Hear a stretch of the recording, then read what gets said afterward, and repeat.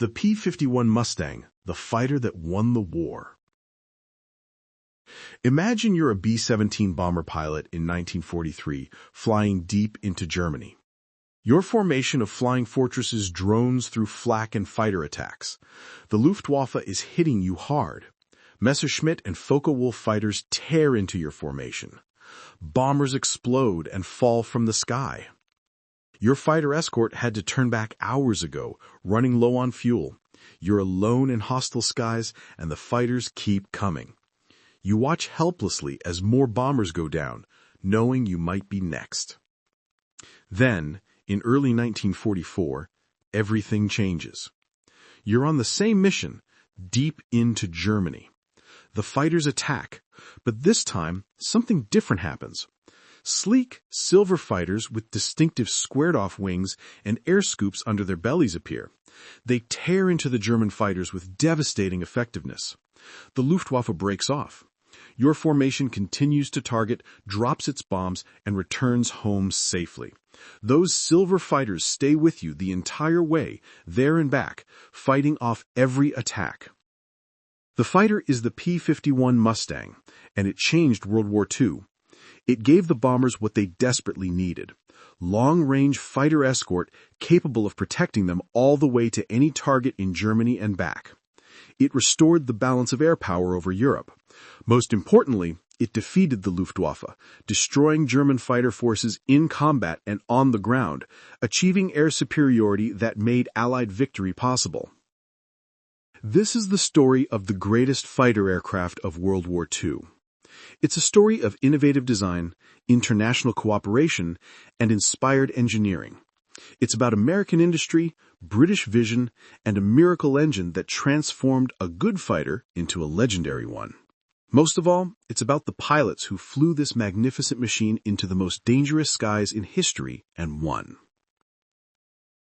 The British request and North Americans' gamble. In 1940, Britain desperately needed fighters.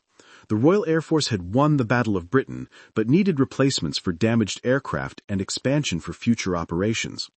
Britain approached North American Aviation, a respected but relatively small aircraft manufacturer, asking them to build P-40 Warhawks under license for the RAF. James Dutch Kindleberger, president of North American Aviation, made a bold counterproposal. Instead of building someone else's design, North American could design and build a completely new, superior fighter in the same time frame. It was an audacious claim. Aircraft design typically took years. Kindleberger promised a prototype in 120 days. The British, skeptical but desperate, agreed. The contract was signed in May 1940. North American's design team, led by Chief Engineer Edgar Schmude and Chief Aerodynamicist Ed Horkey, went to work immediately. They studied every fighter design they could access, particularly the German Messerschmitt Bf-109. They incorporated lessons learned from European combat. They pursued every aerodynamic advantage. Schmude, a German-American engineer who'd emigrated from Germany in the 1920s, understood European design philosophy and American manufacturing capabilities. His team designed the Mustang to be both aerodynamically efficient and manufacturable using American mass production techniques. This combination would prove crucial. The design featured several innovative elements. The laminar flow wing, designed by North American's aerodynamics team, was thinner and more efficient than conventional wings. It reduced drag dramatically. The radiator installation, mounted under the fuselage, was designed to create thrust from cooling airflow, rather than just creating drag. The cockpit was positioned far back on the fuselage, giving the pilot exceptional visibility. The overall design was clean, with flush rivets and minimal protrusions to reduce drag. True to their promise, the prototype NA-73X first flew in October 1940, just 117 days after design work began. It was an unprecedented achievement. The aircraft flew beautifully, demonstrating excellent handling and performance. The British were impressed and immediately ordered production aircraft, which they named Mustang. The Allison engine problem. However, the early Mustang had a critical flaw. It was powered by the Allison V1710 engine, the same engine used in the P-40. While reliable, the Allison lacked a sophisticated supercharger system. It performed well at low and medium altitudes, but lost power rapidly above 15,000 feet. Since most air combat over Europe occurred at 20,000 to 30,000 feet, this was a fatal limitation. The RAF used early Mustangs for tactical reconnaissance and ground attack at low altitudes, where they excelled. American forces also used Allison-powered Mustangs, designated P-51A, in similar roles. The aircraft was fast, agile, and had excellent range, but its high-altitude performance prevented it from being the fighter escort the bombers desperately needed. The U.S. Army Air Forces and RAF struggled with fighter escort problems throughout 1942 and 1943. Bombers flying deep into Germany suffered horrific losses. P-47 Thunderbolts, rugged and powerful, could escort bombers partway, but lacked the range to reach targets deep in Germany. P-38 Lightnings had better range, but were mechanically complex and had limited effectiveness against German fighters. Something better was needed urgently. The Merlin marriage creating a legend. The solution came from an inspired suggestion by Ronald Harker, a test pilot for Rolls-Royce. In April 1942, after flying an early Mustang, Harker suggested mating the excellent Mustang airframe with the Rolls-Royce Merlin, the legendary power plant used in Spitfires and Hurricanes. The Merlin had sophisticated two-stage supercharging that maintained power at high altitudes. British engineers installed a Merlin in a Mustang as an experiment. The transformation was stunning. The Merlin-powered Mustang was 50 miles per hour faster and had dramatically better high-altitude performance. It could now compete with any fighter in the world at any altitude. The American military, desperately needing long-range, high-altitude fighters, immediately ordered production. Packard Motor Company built Merlins under license in America, designated V1650. The P-51B, the first production Merlin Mustang, entered service in late 1943. It featured a Packard V1650-3 engine producing 1,400 horsepower, a four-bladed propeller, and 6.5 caliber machine guns, 3 in each wing. The performance was extraordinary. Maximum speed of 440 miles per hour at 25,000 feet, service ceiling of 42,000 feet, and a range of 2,000 miles with drop tanks. The P-51D, introduced in 1944, added a bubble canopy providing 360 degrees visibility, increased ammunition capacity, and 6 guns with more ammunition. The bubble canopy cutting down the fuselage spine behind the pilot gave Mustang pilots unmatched situational awareness. They could see enemy fighters approaching from any direction and maneuver accordingly. Long range, the bomber's best friend.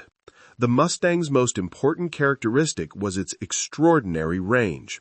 With internal fuel and 2 disposable drop tanks, the P-51 could escort bombers over 1,500 miles from base, providing coverage all the way to Berlin and back.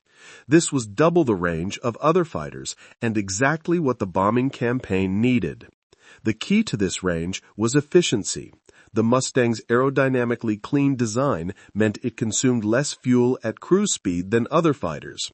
The Merlin engine was fuel efficient at high altitude. The internal fuel capacity was large, and drop tanks added even more. Pilots learned to manage fuel carefully, running lean mixtures and optimal throttle settings to maximize range. In early 1944, 8th Air Force's bomber losses had been unsustainable. The disastrous Schweinfurt raids of October 1943 saw 20% losses, proving that unescorted bombers couldn't survive against determined fighter opposition. The bombing campaign was on the verge of failure. Then, the Mustangs arrived in numbers. The effect was immediate and dramatic. Mustang groups could now escort bombers throughout missions. When German fighters attacked, Mustangs were there to intercept. More importantly, American commanders authorized fighters to leave the bombers and pursue German fighters aggressively, seeking them out and destroying them.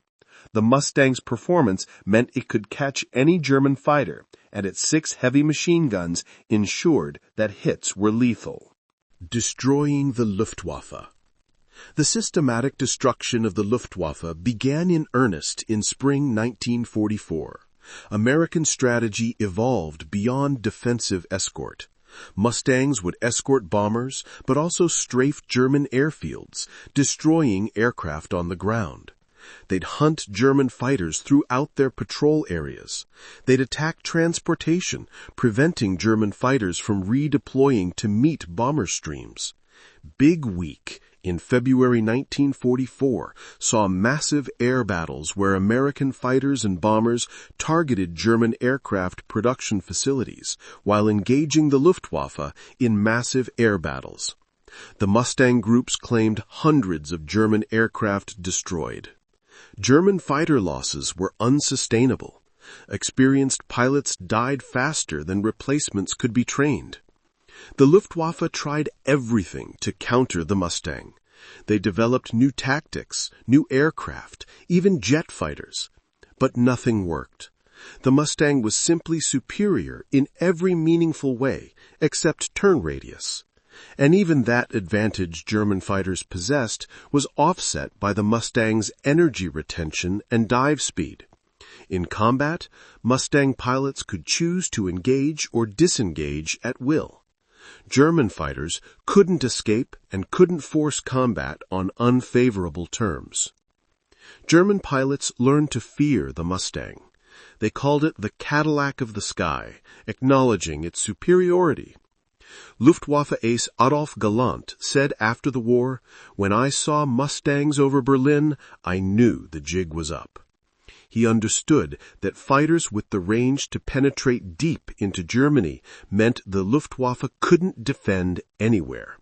The Allies owned the sky. The aces and their stories. The Mustang produced more aces than any other American fighter. These men became legends. Their stories are worth telling because they illustrate both individual heroism and the Mustang's capabilities. Major George Preddy scored 26.83 victories, making him the top Mustang ace. He was killed by friendly fire on Christmas Day, 1944, a tragic end for a brilliant pilot. His brother, also a Mustang pilot, died in combat just months later. Colonel Francis Gabby Gabreski scored 28 victories flying P-47 Thunderbolts and Mustangs. He survived the war and later flew F-86 Sabres in Korea, adding more kills. His autobiography describes the transition from P-47 to P-51 and his admiration for the Mustang's performance. Major George Davis scored 7 victories in Europe before being transferred to the Pacific, where he scored 7 more flying Mustangs against the Japanese, earning the Medal of Honor before being killed in action. Captain Don Gentile, with 22 victories, became famous after being featured in American media as One-Man Air Force. He survived the war, but died testing a T-33 jet trainer in 1951. Colonel John C. Meyer scored 24 victories and became one of the most respected fighter leaders. His tactical innovations helped maximize the Mustang's advantages in combat. The Tuskegee Airmen, African-American pilots of the 332nd Fighter Group, flew Mustangs with distinction. Flying distinctive red-tailed P-51s, they earned a reputation for never losing a bomber under their escort, a claim that, while not absolutely accurate statistically, reflected their exceptional performance and dedication. In a segregated military, these men proved their ability and courage repeatedly, destroying enemy aircraft and supporting bombers while facing racism at home. Beyond Europe, the Pacific Theater. While the Mustang made its name in Europe, it also served crucially in the Pacific Theater. The vast distances of the Pacific theater seemed impossible for land-based fighters. Bombers attacking Japan from bases in the Mariana Islands flew 1,500-mile missions, far beyond the range of most fighters. The Mustang changed this equation. P-51s could escort B-29 Superfortress bombers all the way to Japan and back. Starting in 1945, Mustang groups protected bombers attacking Japanese cities and industry. They also strafed airfields and engaged Japanese fighters, quickly establishing air superiority. Japanese pilots, many of them inexperienced by this late stage of the war, found the Mustang nearly impossible to counter. The P-51 was faster, better armed, and flown by experienced pilots. Japanese aircraft, many of them obsolete designs still in service due to production difficulties, were outclassed. Mustangs ranged across Japan almost unopposed. The Mustang's presence over Japan had psychological impact beyond its military effectiveness. Japanese civilians and military personnel could see American fighters over their homeland, proof that Japan had lost control of its own airspace. When the war ended in August 1945, Mustangs flew cover over the surrender ceremonies in Tokyo Bay. Technical excellence. What made the P-51 so good? Several factors combined to create a nearly perfect fighter for the specific mission of long-range escort and air superiority. The aerodynamics were exceptional. The laminar flow wing reduced drag significantly. The overall design minimized any protrusion or surface that would create drag. Even small details like flush rivets and smooth panel joints contributed to efficiency. The result was an aircraft that could fly faster on the same power than its contemporaries. The Merlin engine was a masterpiece. Rolls-Royce engineers had perfected the two-stage supercharger, allowing the engine to maintain power at high altitudes where other engines lost performance. The engine was reliable, relatively easy to maintain, and could absorb battle damage and continue running. The armament of 6 .50 caliber Browning machine guns provided devastating firepower. Each gun fired 800 to 1,200 rounds per minute. With all 6 guns firing, the Mustang could put out 150 rounds per second. At typical combat ranges of 200 to 400 yards, this created a cone of fire that shredded any aircraft. The .50 caliber round was powerful enough to destroy structural components, set fuel tanks afire, and kill pilots. The handling characteristics were superb. The Mustang was stable yet responsive. It could be flown smoothly in formation or thrown into violent maneuvers in combat. It was forgiving of pilot errors, important for the many inexperienced pilots sent to combat with minimal training. It could absorb battle damage and still fly home. Countless pilots returned safely in shot-up Mustangs that kept flying despite horrific damage.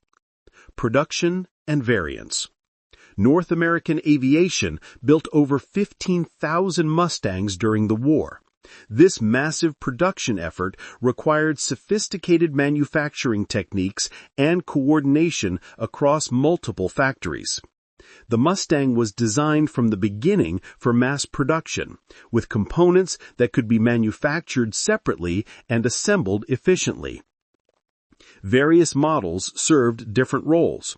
The P-51A and early versions used Allison engines for ground attack and tactical reconnaissance. The P-51B and C models were the first Merlin variants, proving the concept. The P-51D, with its bubble canopy, became the iconic version, with over 8,000 built. The P-51H was a lightweight version developed late in the war, slightly faster and more agile, but few saw combat before the war ended. Other nations flew Mustangs. The RAF continued using them through the war. Australia, Canada, China, and various other Allied nations received Mustangs through Lend-Lease. Post-war, many air forces continued flying Mustangs, with some remaining in service into the 1980s in smaller air forces. Post-war service and legacy. The Mustang's military career didn't end in 1945. During the Korean War, F-51 Mustangs, redesignated with the F for fighter prefix when the Air Force became independent, flew ground attack missions. Jets like the F-86 Sabre handled air-to-air combat, but Mustangs provided close air support for ground forces, bombing and strafing North Korean and Chinese positions. Mustangs also served in various conflicts worldwide through the 1950s and 1960s. Israel flew Mustangs in its 1948 War of Independence. Various Central and South American nations used them. Some air forces kept Mustangs flying into the 1980s, an extraordinary service life for a World War II design. Today, Mustangs remain popular in air racing and as warbird collectibles. Several dozen remain airworthy, carefully maintained by private owners and museums. They appear at air shows worldwide, their distinctive Merlin engine sound immediately recognizable. The P-51 has become an icon of American military aviation and World War II in general.